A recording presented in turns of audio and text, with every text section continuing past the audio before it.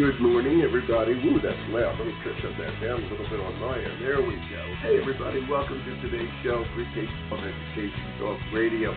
I'm Larry Jacobs. I wish I had tested my mic before I started the show. Sorry about that. Okay, it's blasting in my ear, so I had to change it. Okay, welcome to today's show. It's the day after the Super Bowl. Of course, a major national holiday, as you well know.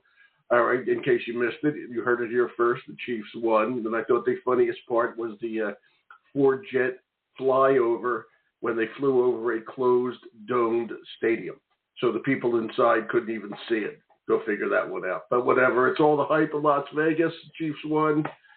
Sorry about that, San Francisco. And we're moving back to education right now. I got a great show with good friends, my good friends from Lalor College over in Putney, Vermont.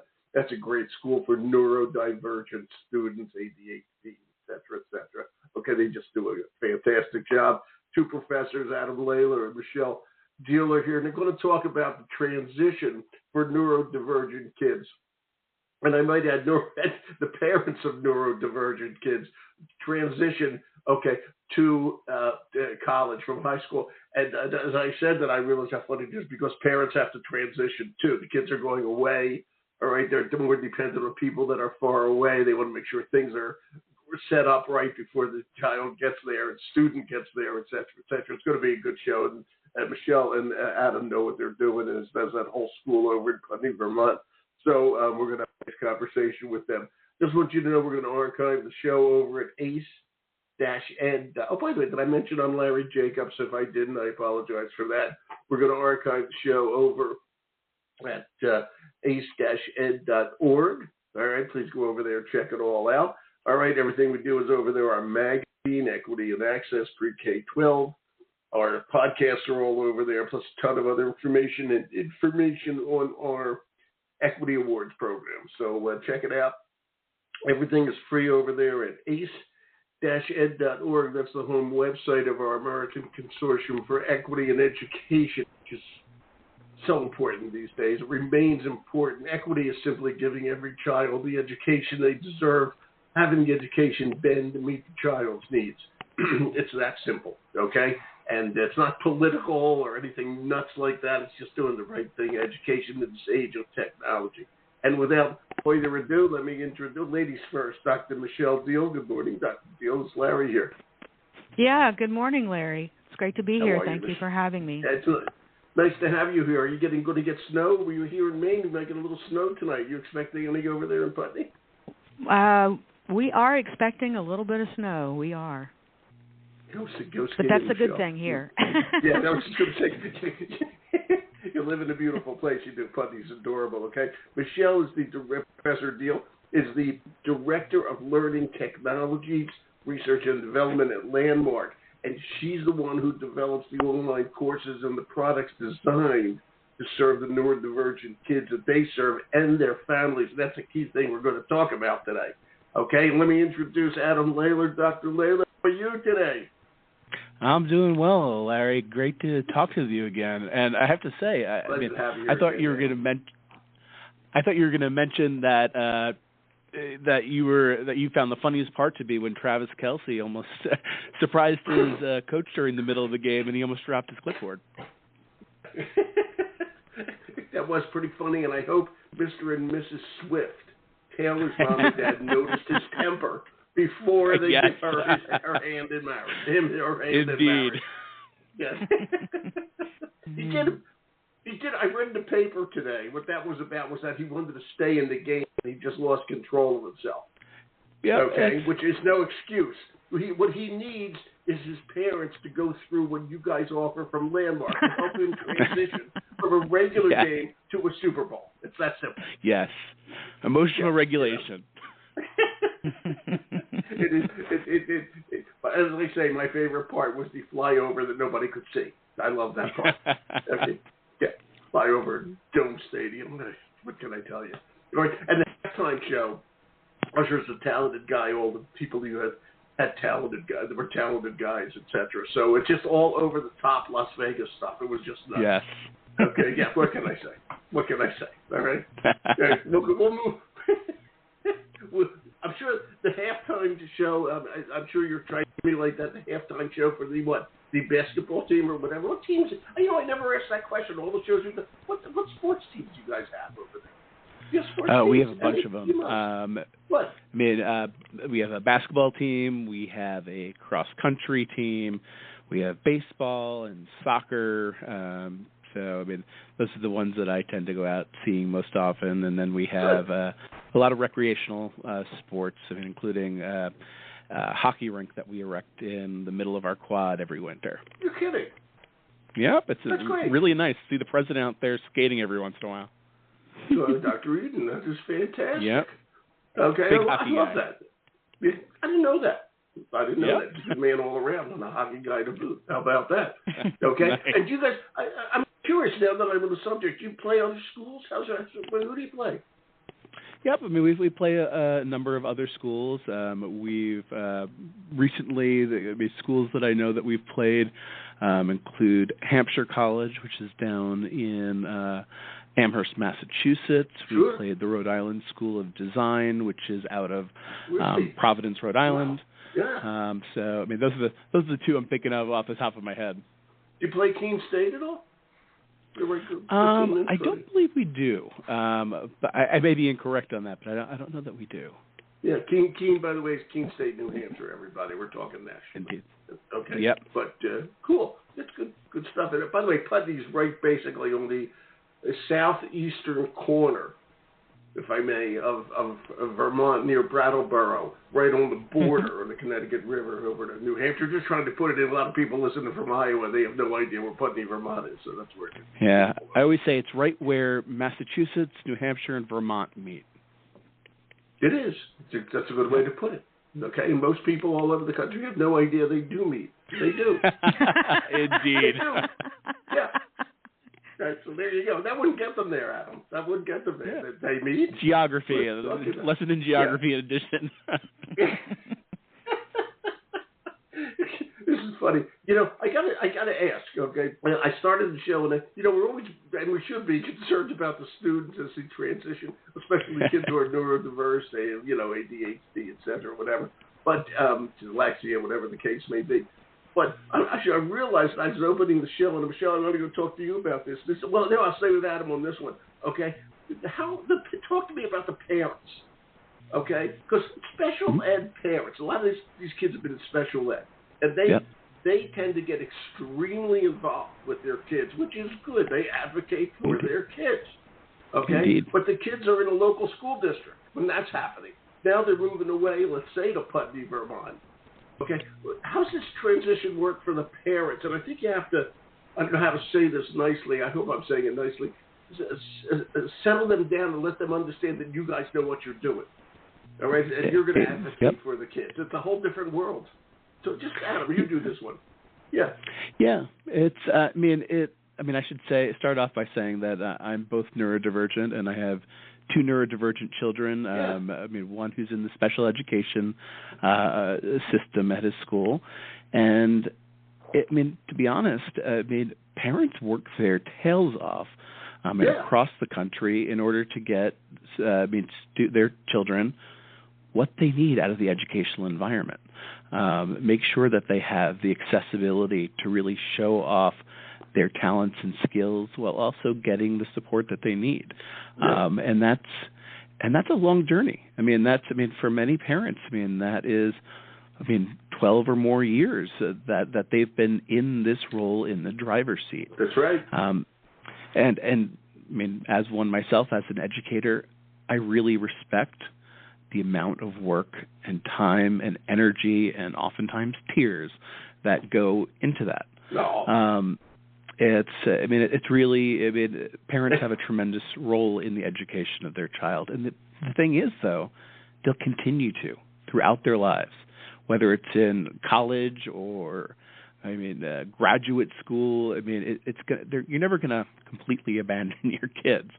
No, I hope not. Yeah. Yeah, hopefully not. Yeah. That said, what happens when you go to college is that there are different laws in place. No longer are students being covered by the Individuals with Disabilities Education Act, and 504 of the Rehabilitation Act changes as well.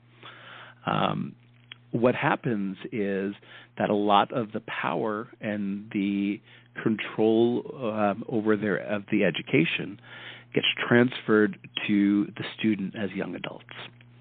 And that is, honestly, that transition to young adulthood is scary for any parent, whether or not they have a neurodivergent child, and is not something that is ever learned overnight. I know that my parents, still, think of me as their little baby and will look out for me and advocate for me and look after me, and I'm in my 40s. So it's not something that anyone expects you, parents, to completely flip a switch and over the course of the summer between a senior year and college have a completely different relationship with their child. If they do, they're wrong. That said, it's our job as educators in college to make sure that families recognize that there has been a change and to educate them and help them understand that their role is a bit different now, both in terms of a legal sense, but also in the dynamic, especially if a student is not living at home during their undergraduate education. With that, it becomes really important for us to help parents see that they're no longer in that driver's seat. We like to think of it more as a tandem bicycle, where you have during early education years, the parents in the front, steering the bicycle and supporting with the power, much like the child is in the second seat. But then in college, it switches. And the student is in the driver's seat, and the parent doesn't leave. The parent is there and providing important support and contact with their child, but they're doing it with while also trying to provide them the opportunity to gain independence and to take calculated risks that sometimes don't work out too well, but then they figure out how to recover from it. That's important. That's such an important part of adulthood, realizing that a stumble doesn't mean the end. It just means that a solution needs to be found. Of course. Okay, failure is part of learning. What can we say? Failure is part of learning. Yeah, it's an important part. But I have to answer this. I'm going to get to you, Michelle, in just a second, but I want to just continue on this. When you say all that, Adam, okay, in reality, I want to say it this way. I want to get to how Michelle designs all this stuff, but okay, I want to. How do the kids and parents, when do they start to realize, that's a good analogy, that the seat on the tandem bicycle has switched? Mm-hmm. Okay, when does that actually start? And let's just go to college here. Does it start before freshman year, in freshman year? And you must have a feel for this, even anecdotally. Like when do kids, Yeah, man, this is anecdotally, but of course. Students start feeling that oftentimes right away. It's the first time that they are independent. They experiment a little bit more. They look at their situation. They learn things about their life that they may not have known in very short order. I always laugh about the fact that so many students don't know how to do laundry before they come to college, and then hey, please! I just learned that I've been married a long time. I just learned. I still confuse my colors and my lights and get pink shirts all the time. And by the way, Michelle will appreciate this. Whatever you do, gentlemen, don't put a cashmere sweater in the dryer. God no. Yeah, but I mean, even in those first couple of weeks, they're learning these life skills that they hadn't known before. So they're growing at a very rapid pace, while many parents, frankly, are still in what could be considered sort of the mourning period of not having their child at home anymore. It's a change, a major life change. So by the time our students come back for a fall break or a long weekend, the dynamic has changed. It's whether we want it to or not, and that's going to continue throughout the college years. Now, the thing is, sometimes parents don't necessarily realize that or don't want to believe it until later on. But it is true. They're gonna grow. And let me help the kids who are listening. Just bring the bag of laundry home at that first break. That's all there is to it. Exactly. That's simple. Okay? Every kid does that, okay? It's really funny. And now, Michelle, what you do, and I want to go over this. You're Director of Learning Technology. Thank you, Adam. That was a great intro to all this. No problem. Okay. Oh, great. Okay, Michelle, Dr. Deal. Yes. Director of Learning Technologies Research and Development. What you do, you are instrumental, I'm reading off this, in the development of the online courses and the products designed to serve neurodivergent students, so the kids at the Lalor College, and their families. Okay? How do you put that together? Okay? And this is going to be funny because I know you're good at what you do. How do you figure out how to do that and what to tell them? And was it hit and miss? Well, that's a difficult thing. And it's an interesting position you have because you have specialty students, okay? They are a bit different than the typical, I wouldn't say that nicely, a high school student. There are different challenges and needs for a lot of the kids and their families, as we were just talking about. So how did you put all that stuff together into the technology to figure out what was needed in there? Give us your secrets, Michelle. Give us your secrets. Well, what we've really been recently working on is a family resource hub. So yes, my department's job is to research and develop new online products, and part of our research led us to discovering something we more or less knew, but confirmed more, that families have little knowledge of the post-secondary transition for neurodivergent youth. And they're not familiar with post-secondary services and programs, but they welcome web-based support and resources that they can trust and that are not time-consuming. And so that led us to think about how can we help families in an online web-based platform for the transition age youth. So the Family Resource Hub is our newest addition to, Landmark College Online. And we did some research into what might be the best modality for adult learners, and we went with microlearning. So microlearning is a learning modality that is brief, about 15 minutes or less, and it only provides the essential information that is intended to be applied immediately. So each of our microlearning modules focuses on one topic, comes with one objective, a related strategy or tool, some recommendations for further learning, and a reference list. Give an example. Give an example of one. Sure. Well, right now on the hub, what happens. Yeah. Right, we have an example. We have two theme packages right now on the hub. Moving from Stigma to Strengths is the title of the package that we recommend for families and caregivers interested in teaching their student how to advocate for their learning needs. So the topics covered in this package are neurodiversity, growth mindset, EF-friendly classrooms, universal design for learning, and inclusive technologies that help. We also have another package identifying and pursuing post-secondary education options. And so that's providing essential information about the invisible curriculum, online learning, choosing the right college, applying to college, and short-term and gap year options. And, of course, our plan is to add several more. Right there. I have to ask you this. Are these available to any parent? If somebody clocks into it's LConline.landmark.edu, okay? And Correct. I have it linked here. Okay, so if they can any parent, regardless of whether they're, let's say it's just students in 11th or 12th grade, they have a kid who's neurodivergent, 11th or 12th grade, can anybody tap into this, or do they have to pay for it, or what if they don't go to Landmark, they want to go to the University of Michigan or whatever? Yeah, sure. Yeah. Yeah, no, it's a great question. We created the hub for all families, and it's never too early. So even ninth grade families or middle school families might be interested in some of this information as they prepare. Because as Adam said, this isn't going to happen overnight, and so we're really looking to help parents throughout their journey, throughout the high school experience, so that they make that transition.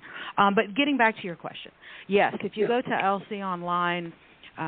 You'll see a link or a button for parents. Yes. And that when they select the For Parents button, they will take them right to the hub.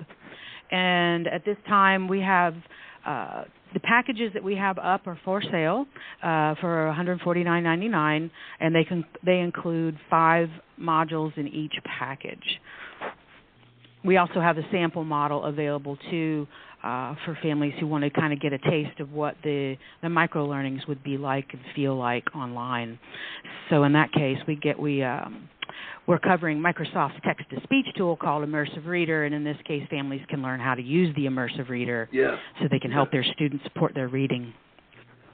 Yeah, this is really good stuff, and we talk to a lot of special ed folks and all that sort of thing, okay? And when we're talking this in K-12, okay, we'll talk about talk to a lot of educators. How important, if I may, because we're talking about parents, we're talking about students, okay, but what about the K-12, I'll have to call it the upper grades, if I may, which I think is more important in this case as kids transition to college, the upper grade educators, be they a general educator who's working with a neurodivergent kid or a special educator, are they tapping into this resource? I hope so, and letting people know about this, because this is really important. We want kids and parents to be successful. Parents, because they're going to help their kid, but it's very expensive not to be successful. Okay, you send your kid to the wrong school with no help. Boy, that costs a lot of money. Okay, it does. And the goal is to have the kid be successful. Okay, correct. So that's right. What role does the teacher, do the K-12 teachers, I'll say the 9-12 teachers, okay, play? Yeah, well, a lot of the content that we provide, particularly the tools and strategies we offer, ask families to work with their student to, for example, in the case of like EF-friendly classrooms, to identify the executive function strategies that can be used in a classroom to support students. So in this case, it would involve having a conversation with the student's educator and sitting down and talking about, what is already happening in the classroom that supports executive function, and what could we still do that could support that executive function. And that's one small example. Yes, I would say that educators could also benefit from the hub as well. When we shared sample modules with members of our Landmark College Institute Research and Training, members of that, we got a lot of feedback from executive function coaches as well, who work with students and educators, and they really saw the value of this. They could see themselves working with families, using this tool alongside with the families to help them work through some of the more difficult issues that when you're sitting there by yourself always aren't easy to complete. Yeah, what's the most, as you brought up, what's the most difficult issue? Is it the separation, or is it just? I think that depends on the student and their own struggles.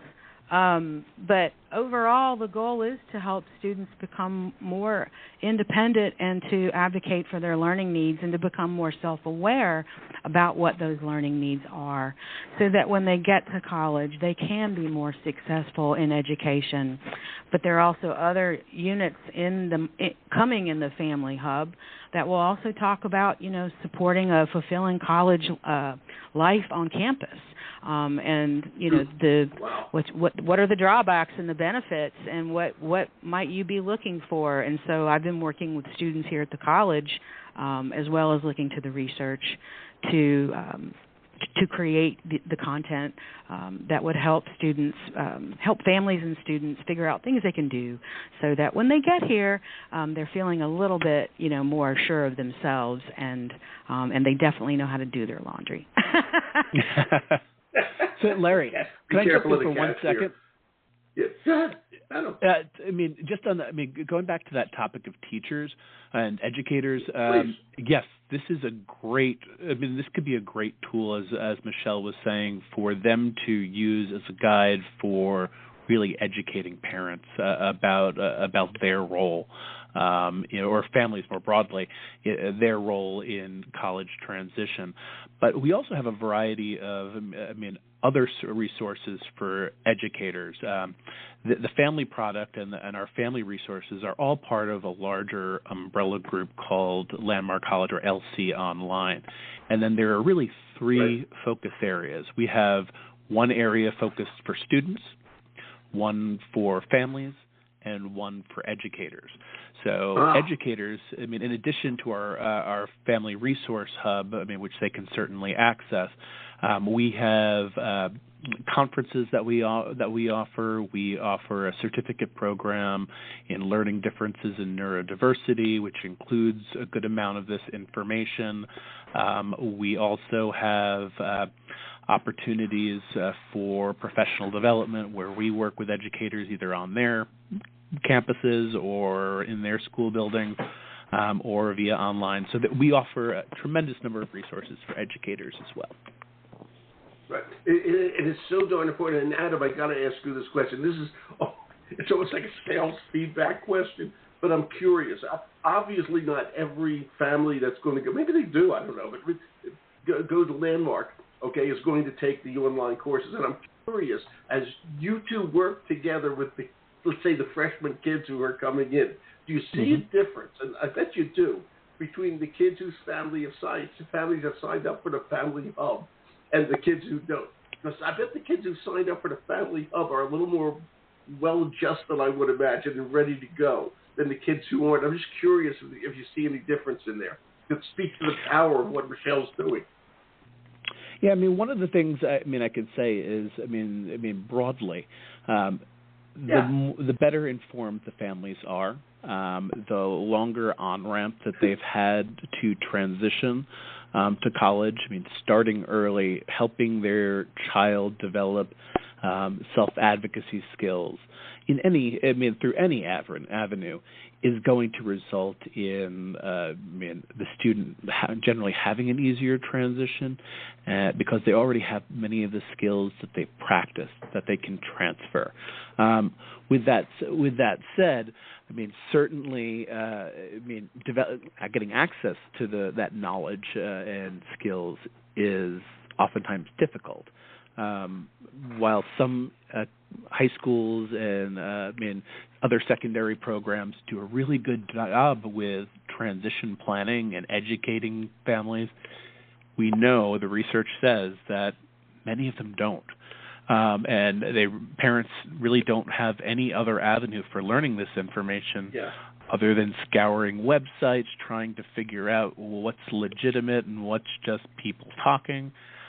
What we're trying to do with the hub is really centralize this information so that there's the one-stop shopping where they can go to know that it's been vetted not only by researchers like Michelle and I, but it's been built by parents and students, folks who have done it. Over how many years now? How long's Landmark College been there now? Landmark's been in existence since 1985, so we're very quickly approaching our 40th anniversary. And it's exciting. But the division and the research group that has really helped Michelle's team in developing this has been around for about 25 years now. So we've seen this. Over generation after generation of students, go through the program, but also we've seen generation after generation of families go through the program. Exactly. So working with parents and families is not new to us. This is something that we've been doing for many, many years. We probably have, at least in my experience, having worked at a number of colleges, the greatest involvement with families of any institution I've ever worked for. And what we're trying to do is translate some of this support to not only parents before they get to us, but to families who may be going in a different direction, may be going to a different institution, but they need this information to support their child. Exactly. That's why I thought it was important to get that point across. If you have a neurodivergent, any kid really, but specifically in this case, neurodiverse kids, okay, they need a little extra help, okay? And you want to make this transition easier, and I'm going to say it again, I hate to bring it down to this, but more economically feasible. Mm-hmm. Okay, yep. You just got to do it. It's that simple. And Michelle, I got to ask you something. And I forgot the last word of the phrase. You said as a child moves from stigma, and then you said to something. I can't remember what you said. Strength. Thank you. Sorry. Okay, I just couldn't remember what the word you used was. And the word stigma struck me interesting.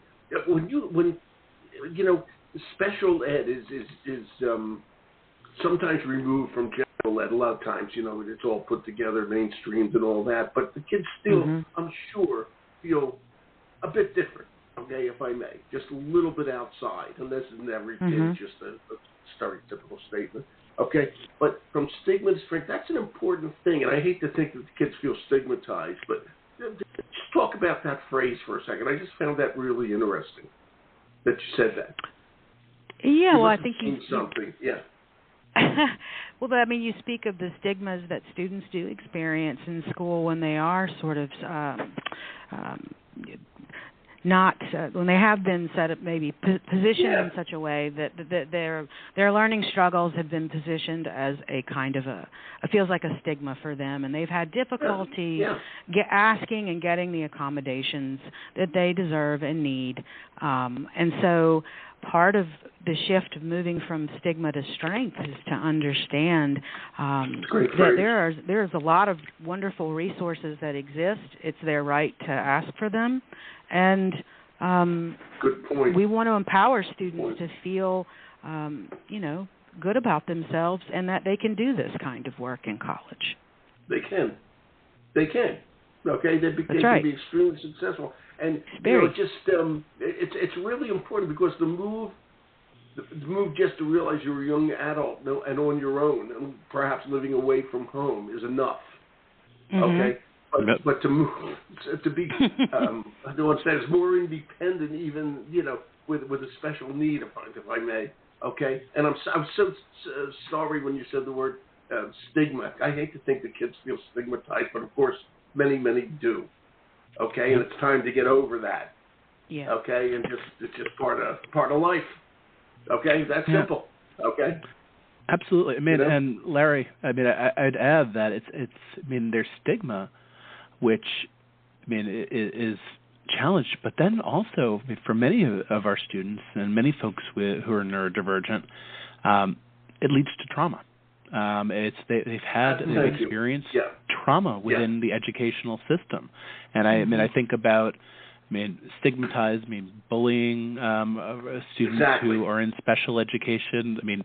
Pulling them out of the class. Identifying them as different and putting them in a separate space, sometimes for up to 60% of the day. And then, on that, beyond that, you have situations where, they're focusing on, for a good portion of the day, the things that they likely hate most about learning, the things that are the most difficult for them. And we're just going to drill them, until they get it. And I'm not in opposition to remediation. I think everyone can get better in their areas of challenge, but we also have to work to support students in the areas where they have strengths, that they enjoy, that they have aptitudes, that they can grow. The things that will oftentimes end up being what they focus on when they are looking for careers or looking for activities to engage in. So, what we're trying to help students know at the end of the day, trying to help families know that, education is for everyone. Regardless of what your challenges are, you're going to have areas of strength where you enjoy the work and you want to keep learning. And the thing that education sometimes does is it puts out, it snuffs that fire for loving to learn. And every educator's goal should be to, how do we get this student to be lifelong learners? How do we get them to, once they get out of the formal system, look at the newspaper, watch the news, go to a museum, go to a zoo, and keep learning? That's what's going to help our society broadly, more than any particular lesson. Helping students find the strength, and strength goes beyond that. It goes to passions, things that excite them. That's the goal. Exactly, and I want these, and again, I'm going to go back. I never want to see these kids stigmatized at all. Mm-hmm. Okay, and I want that side of it. Okay, to go away. There's no need for that, and I think it's moving that direction, but still, it can be hurtful. Okay, and when you go to a place like Landmark, you're seeing the power of a good education and how far these kids could go. It's really, you guys have done great work. What can I tell you? Adam, thanks a million. Michelle, you two were terrific. Thank you for being here. Thank you. And enjoy the snow. Go skiing. Absolutely. Okay. Absolutely. Thank you both. Thank you, Larry. Excellent. Just terrific. Thanks a million. Okay? Thank you. Wonderful talking with you. Bye. It always is. Thank you. Bye. Bye. By the way, it's not only just enjoyable talking to me, it's enjoyable talking to them too. Well, it's Monday morning and I stayed up late to watch the Super Bowl. Okay? Way too late for yours truly. Okay? It was a long game. All right. We're going to archive the show over at ace-ed.org. And I hope you go over there and check out everything we do. You're cordially invited. Everything's free over there. And check out Landmark College. If you're a special ed teacher, okay, or a special ed parent, or know someone who's in that situation, please, what they offer is absolutely great stuff. It's a beautiful place. I'm Larry Jacobs. Thanks for listening.